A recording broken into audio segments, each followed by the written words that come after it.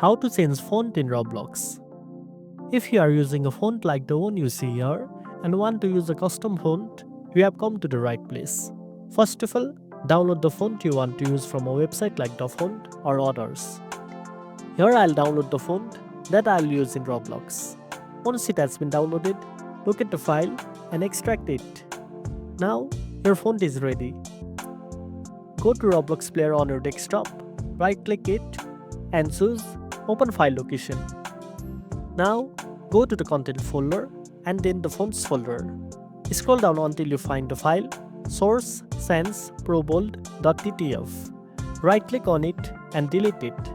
Then right click the downloaded font file, click copy and paste it into this folder. Once pasted, left click on the font file and rename it to source sans pro bold. Once done, hit enter. Now when you go into the game, the new font you selected and the downloaded will show up.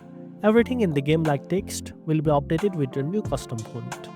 If the font appears grey or blank, you probably missed a step, so just go back, re-download and paste the font again. And that's it. Now you know how to change the font. If you found this video helpful, don't forget to like, share and subscribe for more tech tips. Thanks for watching and I'll see you in the next one.